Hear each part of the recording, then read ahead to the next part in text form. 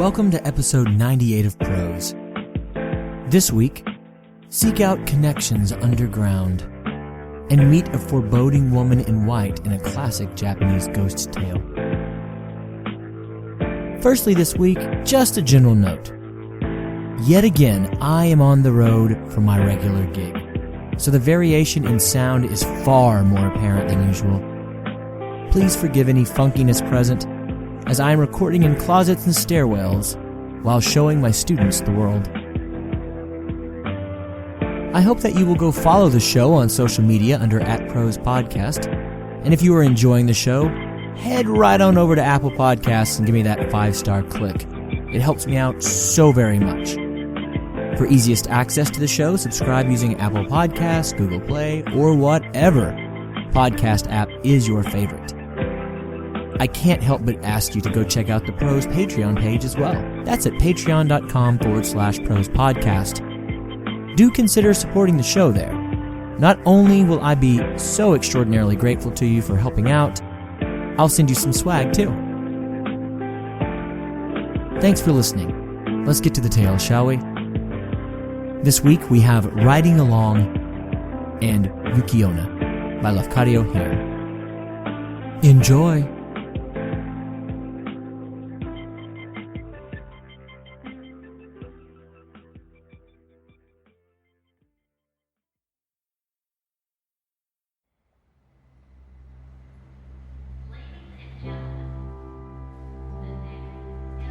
Riding Along, an original short story by Jared I. McGee.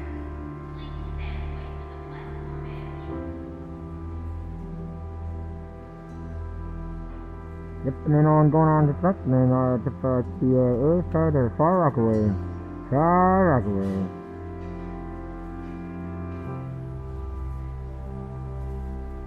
That mechanized voice had come to mean something to me. Everything else here was empty and strange.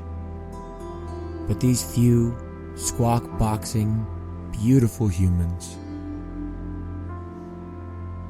were the captains of these ships of the underground. As I sat on my train home from a wonderful night out with new people and new things and new ideas, I couldn't help but feel alone. Except for the mechanized man. I didn't quite know where I was going. I knew that through the garbled bits and bobs, Far Rock meant that I was heading in the direction of home.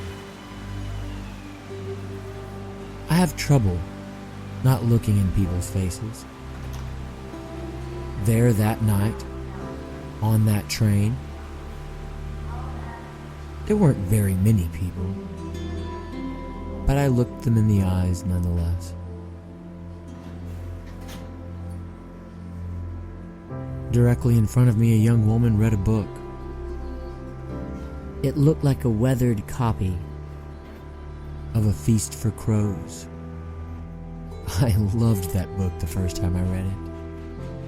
I bet we'd be friends. I bet she doesn't like the show as much as I don't. I bet we'd agree on that. But I can't say anything. That's not what is done. That's not how this works, especially not now in the modern era. I can't broach that conversation.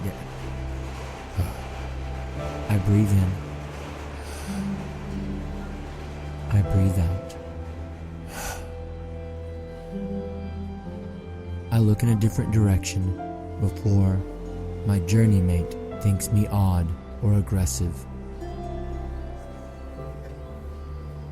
Further to my left, there's a 30-something-year-old man and what appears to be a teenager canoodling in the corner. I don't quite know what to say about that. I try not to stare as I begin to do age math.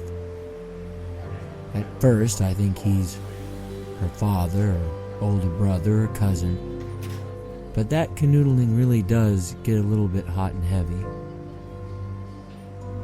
Moreover, It's 3 o'clock in the morning. What is she doing out with him? Clearly, this is a relationship that means something that I don't quite understand. I move on.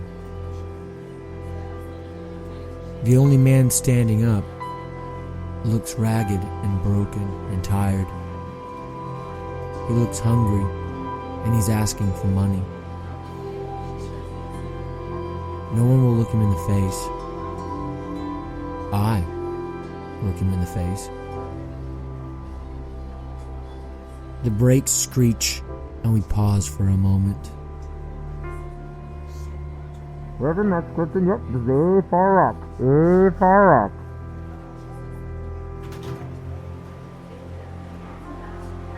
We start picking up steam, and he hasn't stopped meeting my gaze. He starts making his way down the train, and I keep staring him in the eyes. Everyone says that's not what you're supposed to do, or what you're not supposed to do, however you want to say it, but he seemed lonely. I'm lonely. I understand what it's like to be isolated and not have eyes meet eyes. We both made prisons for ourselves. From the tracks on his arms, it looks like he made his prison from bad decisions regarding needles and drugs. My prison? It's also self-made, I just don't quite know when I started constructing it. I was once gregarious and open and sometimes even the life of the party. But then, my chameleon nature made me be everything to everyone at all times, shifting and moving, Mercury in motion.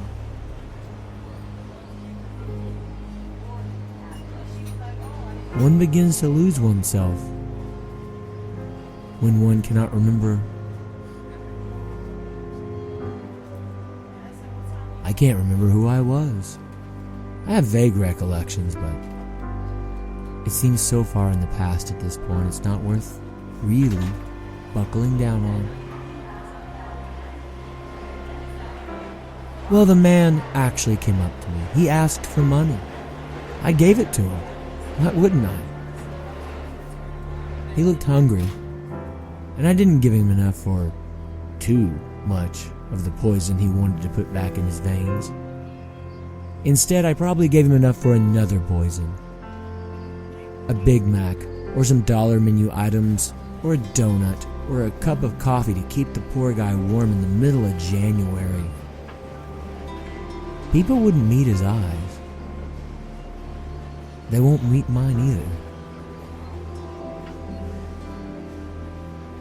After I give the man his $5, he goes about his way, hand out, asking others for money.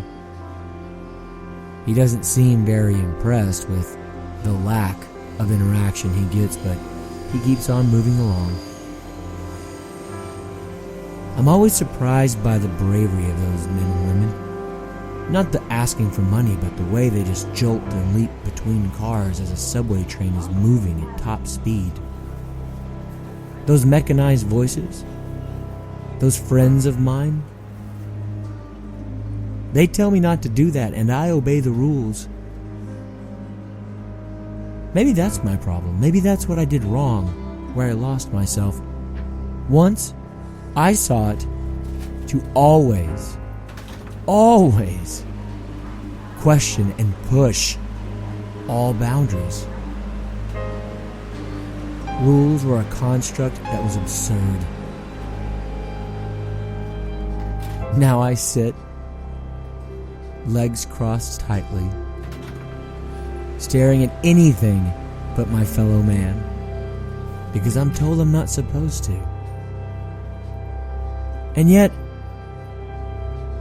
when I gave that man the $5, when I made the eye contact with him, that was humanity. That was feeling.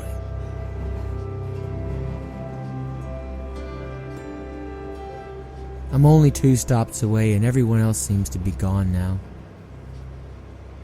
It is rather late. It is a weeknight.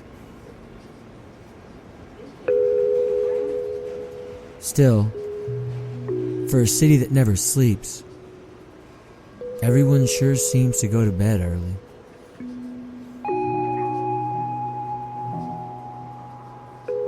I vaguely wonder what my friends are doing in the far-flung places of the world. What Jane is doing down in Long Beach. She had such great aspirations of being a senator. I wonder if she's even making any headway that way. I think of Eleanor from Denmark. She was such a good friend. She hosted me several times in my travels. She showed me Europe. I think she loved me.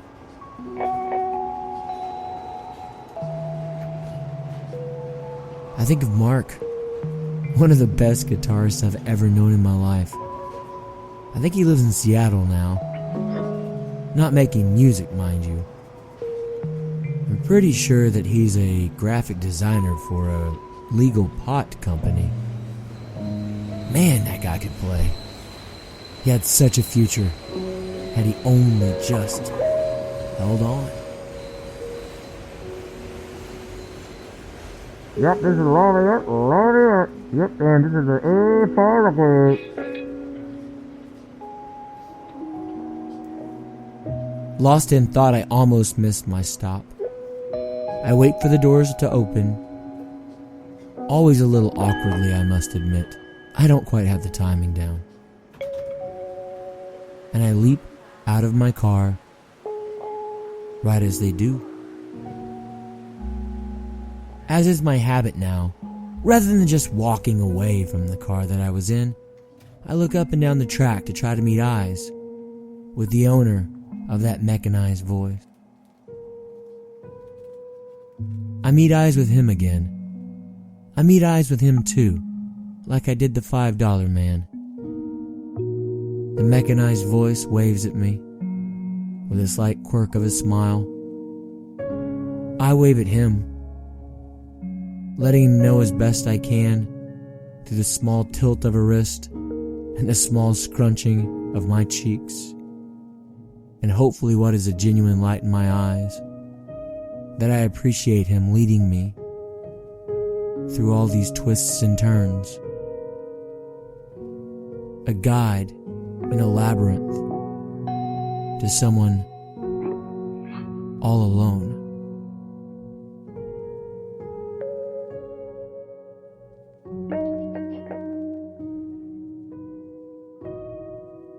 Thank you for listening to Riding Along, an original short story by me, Jared I. McGee. Please stick around for yet another tale this week. I think you're going to like this one. And man, do I love it when you join me.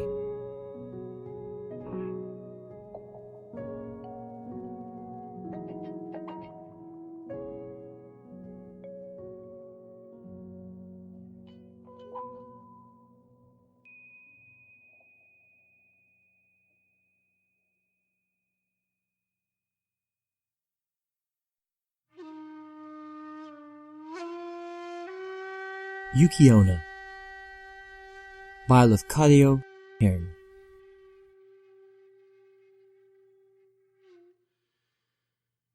In a village of Musashi province, there lived two woodcutters, Mosaku and Minokichi. At the time which I am speaking, Mosaku was an older man and Minokichi, his apprentice, was a lad of 18 years. Every day they went together to a forest situated about 5 miles from their village. On the way out to that forest, there is a wide river to cross, and there is a ferry boat. Several times, a bridge was built where the ferry is, but the bridge was each time carried away by a flood. No common bridge can resist the current there when the river rises. Mosaku and Minokichi were on their way home one very cold evening when a great snowstorm overtook them. They reached the ferry and they found that the boatman had gone away, leaving his boat on the other side of the river. It was no day for swimming, and the woodcutters took shelter in the ferryman's hut, thinking themselves lucky to find any shelter at all. There was no brazier in the hut, nor any place in which to make a fire. It was only a 2-mat hut with a single door but no window. Mosaku and Minokichi fastened the door and lay down to rest with their straw raincoats over them. At first, they did not feel very cold, and they thought that the storm would soon be over. The old man almost immediately fell asleep, but the boy, Minokichi, lay awake a long time listening to an awful wind and the continual slashing of the snow against the door. The river was roaring and the hut swayed and creaked like a junk at sea. It was a terrible storm, and the air was every moment becoming colder, and Minokichi shivered under his raincoat. But at last, in spite of the cold, he too fell asleep. He was awakened by a showering of snow in his face. The door of the hut had been forced open, and by the snowlight, or yuki-akari, he saw a woman in the room, a woman all in white. She was bending above Mosaku and blowing her breath upon him, and her breath was like bright white smoke. Almost in the same moment she turned to Minokichi and stooped over him. He tried to cry out, but found that he could not utter any sound. The white woman bent down over him, lower and lower, until her face almost touched him, and he saw that she was very beautiful, though her eyes made him afraid. For a little time she continued to look at him. Then she smiled and she whispered, I intended to treat you like the other man, but I cannot help feeling some pity for you.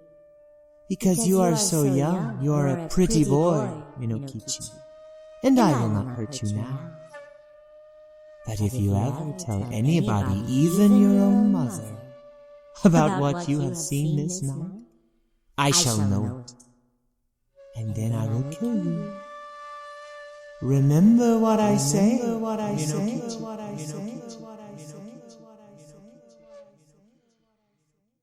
With these words, she turned from him and passed through the doorway. Then he found himself able to move, and he sprang up and looked out. But the woman was nowhere to be seen, and the snow was driving furiously into the hut. Minokichi closed the door and secured it by fixing several billets of wood against it. He wondered if the wind had blown it open.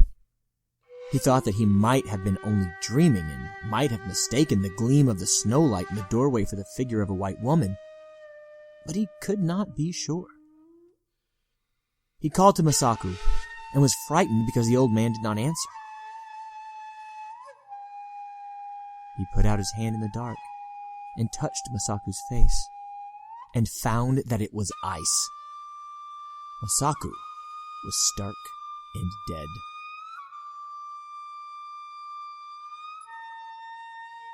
By dawn the storm was over, and when the ferryman returned to his station, a little after sunrise, he found Minokichi lying senseless beside the frozen body of Mosaku.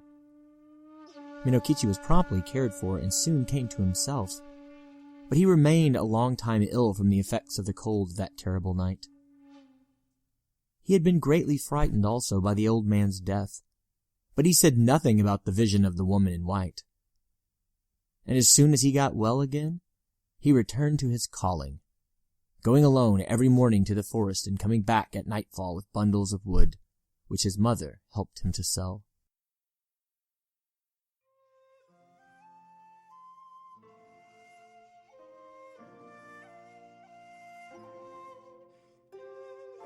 One evening, in the winter of the following year, as he was on his way home, he overtook a girl who happened to be traveling by the same road. She was a tall, slim girl, very good-looking, and she answered Minokichi's greeting in a voice as pleasant to the ear as the voice of a songbird. Then he walked beside her, and they began to talk. The girl said that her name was Oyuki, that she had lately lost both of her parents, and that she was going to Yedo, where she happened to have some poor relations who might help her to find a situation as a servant. Minokichi soon felt charmed by this strange girl, and the more he looked at her, the handsomer she appeared to be. He asked her whether she was yet betrothed, and she answered laughingly that she was free. Then, in her turn, she asked Minokichi whether he was married or pledged to marry, and he told her that, although he had only a widowed mother to support, the question of an honorable daughter-in-law had not yet been considered, and he was very young. After these confidences, they walked on for a long while without speaking. But, as the proverb declares, "Ki ga areba, mimokuchi horo ni mono wo yu." When the wish is there, the eyes can say as much as the mouth. By the time they reached the village, they had become very much pleased with each other. And then Minokichi asked Oyuki to rest a while at his house. After some shy hesitation, she went there with him, and his mother made her welcome and prepared a warm meal for her. Oyuki behaved so nicely that Minokichi's mother took a sudden fancy to her and persuaded her to delay her journey to Yedo. And the natural end of the matter was that Yuki never went to Yedo at all. She remained in the house as an honorable daughter-in-law. Oyuki proved a very good daughter-in-law. When Minokichi's mother came to die, some 5 years later, her last words were words of affection and praise for the wife of her son. And Oyuki bore Minokichi 10 children, boys and girls, handsome children all of them, and very fair of skin. The country folk thought Oyuki a wonderful person, by nature different from themselves. Most of the peasant women age early, but Oyuki, even after becoming the mother of 10 children, looked as young and fresh as on the day when she had first come to the village.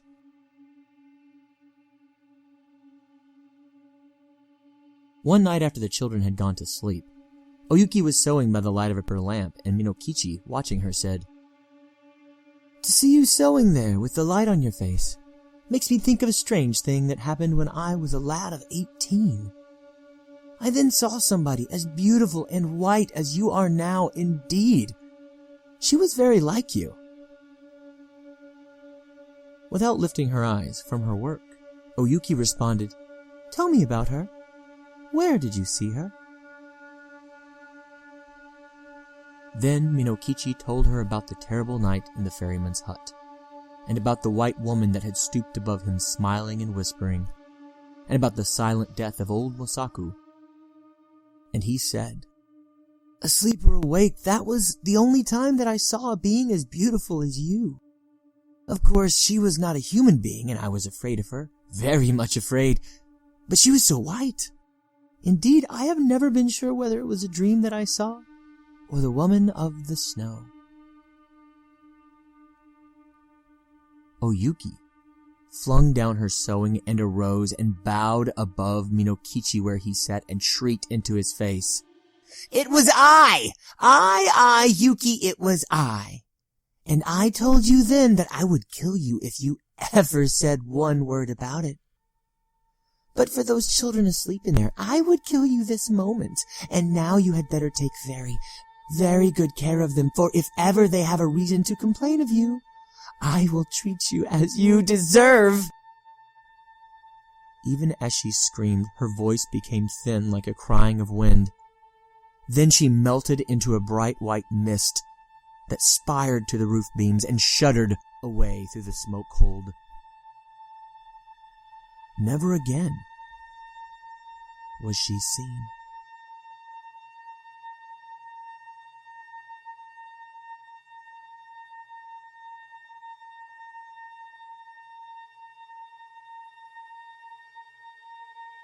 Thank you for listening to Yuki-Onna by Lafcadio Hearn. All sounds that you've heard throughout the podcast today have come from YouTube's free audio library. They are all being used under CC 01.0 Universal Public Domain Dedication Licenses. Well, that does it for prose this week. One quick note before we go. In case you haven't noticed, we're nearing the 100th episode of this podcast. I can't believe it. I counted episodes a little differently for a while. But even with all those weird ins and outs, it really will be the big 100. I'm very excited, and I'm trying to think of some special things to do. Well, it's time for me to go, and we'll meet together again for more stories in 2 weeks' time. Until then, try to love those around you, be sure to tell them that you do, and embrace this life, as it is always stranger than fiction. Thanks for listening.